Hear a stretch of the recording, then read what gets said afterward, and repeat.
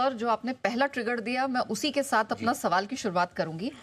ये 6 सालों में पहली बार हो रहा है कि डाउ लगातार 8 दिन गिरा है, लेकिन उसके सामने दूसरे मेजर इंडिसेस को देखते हैं, वो रिकॉर्ड पे रिकॉर्ड स्ट्रेंथ हो रही है। तो अब मुझे समझ नहीं आ रहा है कि संकेत आप ले तो किससे?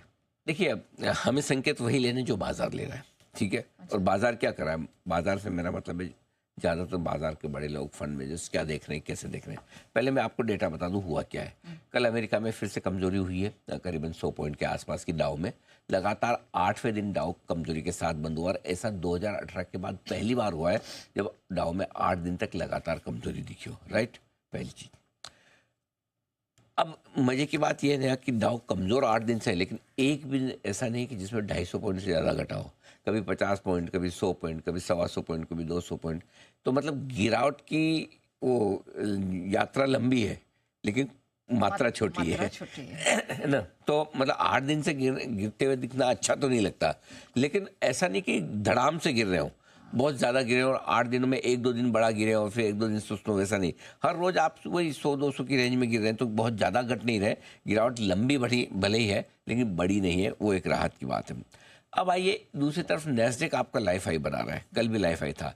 S&P लाइफ हाई से मुश्किल से 10-15 पॉइंट दूर है, ठीक है। 6075 के आसपास S&P था, 6090 के आसपास का लाइफ हाई है, अगर मेरा मुझे याद ठीक से है। हाँ, 6075 के आसपास है, ठीक है। तो ऐसे में लाइफ हाई मुश्किल से आप लाइफ हाई के बहुत करीब है आप, राइट। सो 2 इंडाइसेस आपके लाइफ हाई पर हैं, नैस्डैक और S&P 500, और एक है। तो अब बड़ा सवाल ये कि फिर आप किसे देखें। और इस वक्त ज़्यादातर फंड मैनेजर्स डाउ के बजाय S&P 500 और उसके बाद नैस्डैक को देखना पसंद करते हैं। उसका रीज़न ये कि डाउ हो गया थोड़ा पुराना। एक तो ये कि उसमें पुरानी तरह के स्टॉक्स ज़्यादा हैं जो बाजार को रिप्रेजेंट नहीं करते हैं। दूसरी बात है कि डाउ में जो निकल कर आता है वो एवरेज निकल के आती है।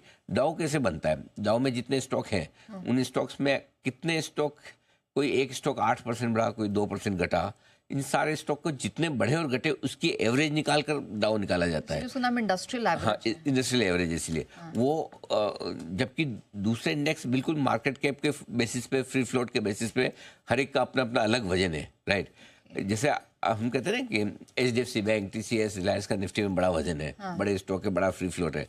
वहाँ पर ऐसा नहीं है। वहाँ पे आपका नया नया आया हुआ BL भी सेम वजन रखता है और रिलायंस भी सेम रखता है। अगर रिलायंस 1% बढ़ा और BL 5% बढ़ा तो आपकी एवरेज 5% के हिसाब से बढ़ के आ जाएगी। तो लॉजिक क्या है? लॉजिक क्या, अब जब बना ऐसे ही है। अच्छा। बन गया, अब जब चल रहा है चल ही रहा है। अच्छा। इसलिए आजकल काफ़ी फंड मैनेजर्स ऐसे हैं जिन्होंने S&P 500 एक तो बड़ा इंडाइसेस है, बड़ा इंडेक्स है, 500 स्टॉक उसमें आ जाते हैं। वो ब्रॉडर मार्केट को रिप्रेजेंट करता है। उसमें आपके पुराने इकोनॉमी स्टॉक भी आ गए, नए भी आगे, सब तरह के आ जाते हैं। तो इसलिए S&P 500 को देखकर डिसीजन लेना ज़्यादा ठीक समझा जा रहा है आजकल।